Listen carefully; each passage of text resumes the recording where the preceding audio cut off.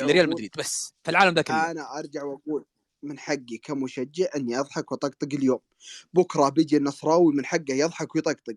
بس ما اللي يشوف لا الطقطق لا لا لا لا لا لا خالد اللي يشوف عنده مشكله في الطقطقه نفسها يقول انا ما اقدر اتحملها، بطلع من ذا يا اخي الحساسين يا ابو فالح. ها والله العظيم لا يا حبيبي، المنطق اللي قاعد يقوله الرجال ما له دخل حساسين.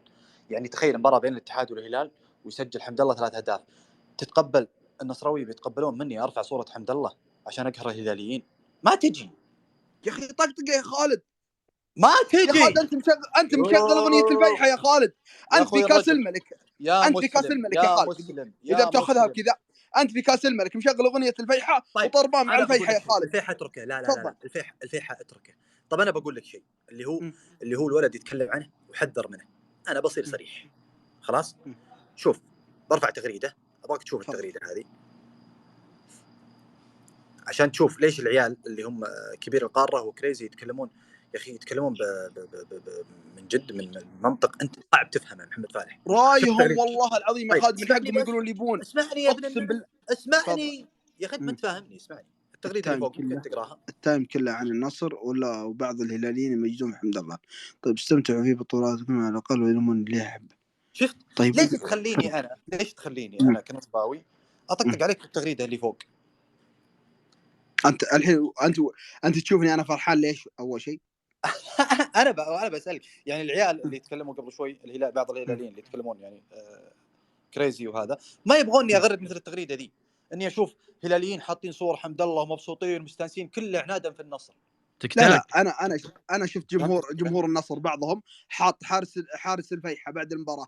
يا خالد الفيحة يا اخي، الفيحة الانديه دي عادي، فهمت؟ الله لحظه يعني محمد خالد اسمح لي خالد. وراوة عادي، سدني عادي. تفضل الله يزيد فضلك. السلام عليكم ورحمه الله وبركاته. مساكم الله بالخير وصلوا على رسول الله. اللهم صل وسلم على رسولك محمد.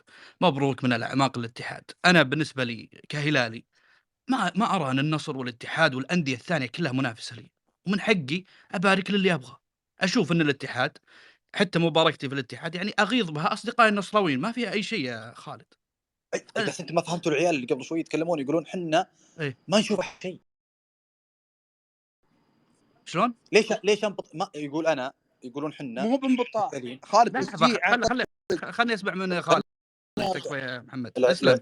انت حضرت اي انا كنت موجود في كبير القاره وحقه كريز. انا يا اخي ما هو بنك يا محمد. لا امك ركز. محمد حط ميوت لو سمحت. تفضل يا انت حضرت المساحه يا عزيز؟ والله انا توني جاي من الحلاق وانا اضرب الدعوه كلها مشحونه وما ادري وش. طيب مساحه الشباب اللي قبل شوي يقولون حنا كهلاليين ما يخصني فاز فلان ولا علان، كلهم عندي ما اشوفهم شيء. طيب كلهم ما اشوفهم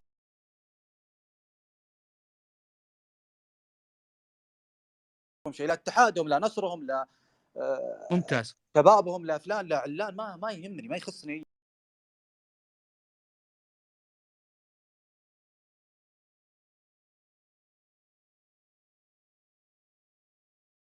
بعض نقسم في العقل خلاص ما عاد فيه فائده، نبكي على اللبن المسكوب في النهايه ونبدا ندعم من الان وابشروا ان شاء الله باذن الله والله العظيم اننا متفائلين. انا والله السوبر ما كنت متفائل فيه حقيقه، لكن باذن الله في المباراه الجايه باذن الله والدوري بالذات متفائلين ان شاء الله، وفالكم ان شاء الله نهايه الموسم ان شاء الله تفرحون. يعطيك العافيه ابو عزام بعد اذنك سعيد، بعد اذنك في بعض الاخوان ما ادري يراسلوني على الخاص.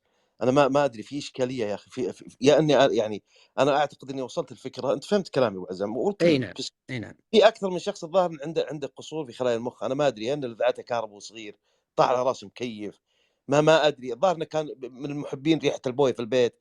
يا اخي العزيز اطرح وجهه نظرك كيفما تريد.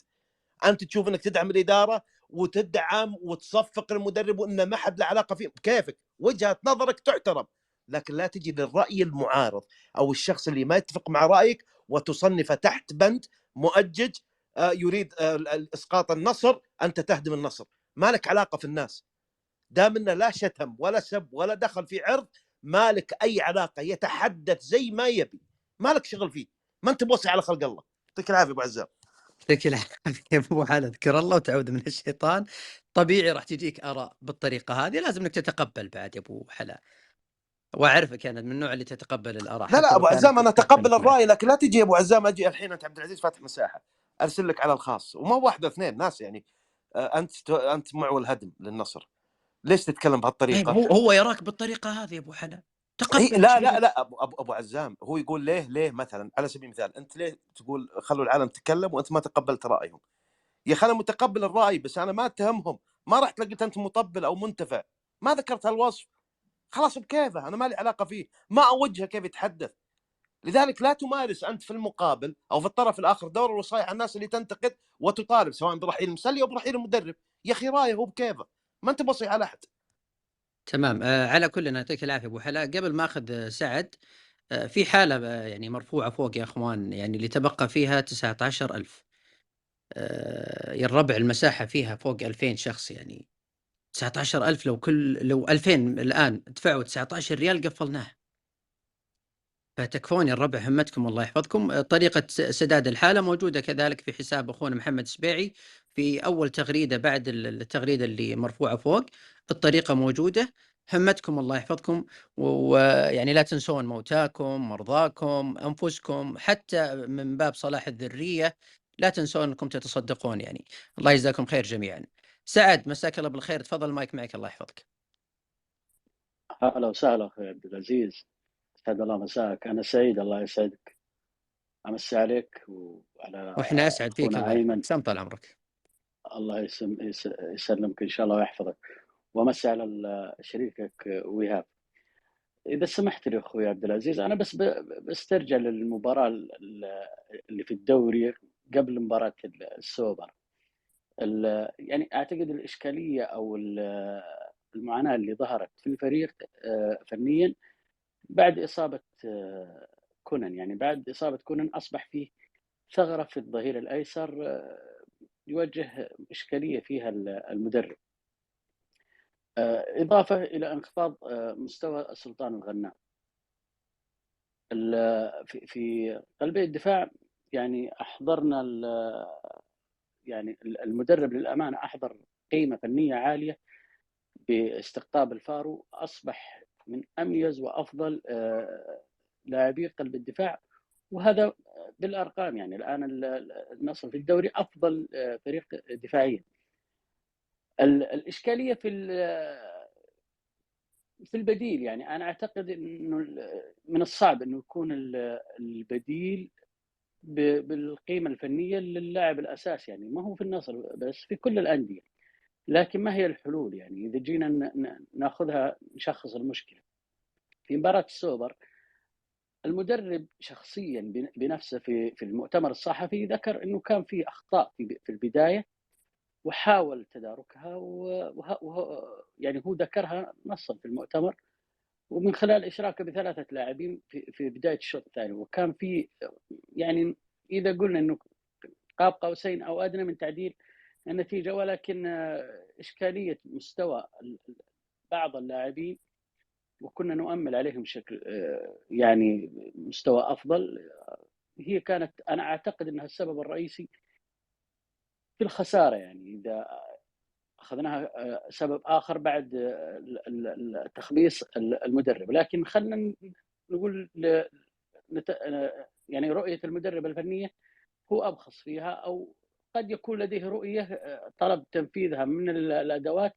وما وفقوا فيها، او انه اختار ادوات غير صحيحه وبالتالي يتحمل عملها الفني المدرب. لكن تعال ناخذ الاداء من اللاعبين داخل الملعب. احنا شفنا للاسف يعني من بدايه قلبي الدفاع عبد الله مادو كان يعني اخطاء بدائيه. يعني لك ان تتخيل في تقنيه الفار والمتابعه الان بالتقنيات، يرفع يد علشان يحسب تسلل ويطالع لرجل الرايه ويترك المهاجم بدون تغطيه. هذه تكررت من الكابتن عبد الله مادو مرتين، سببت منها هدفين.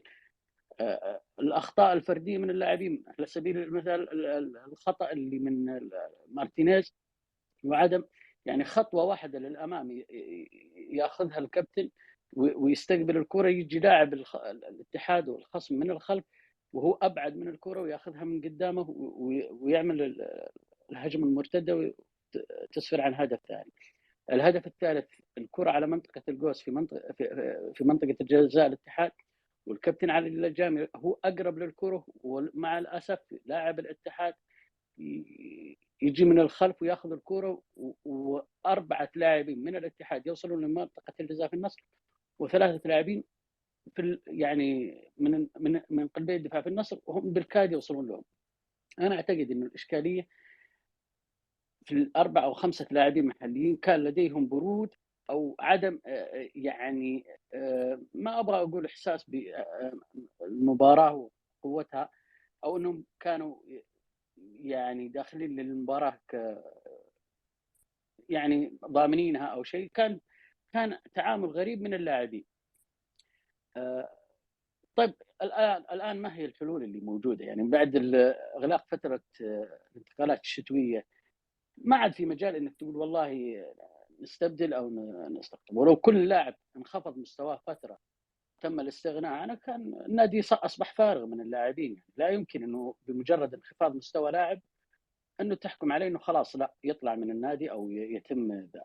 احنا الكابتن خالد الغنام انا والله يعني ما كان امنيتي انه يطلع من النادي او يتم اعارته، لكن فعلا الكابتن خالد الغنام من بعد او من المعسكر في الصيف مع المدرب كان عليه حتى لياقيا بدنيا ما كان اللاعب اللي هو خالد الغنام من قبل. يعني كان عنده إشكالية في هذا الجانب، وبالتالي أنا أعتقد أن إعارته بتكون أفضل للاعب ولنادي النصر، وإن شاء الله يكون أيضا للفتح، ونشاهد خالد الغنام من أفضل اللاعبين في هذا الموسم ليعود الموسم القادم بشكل أفضل.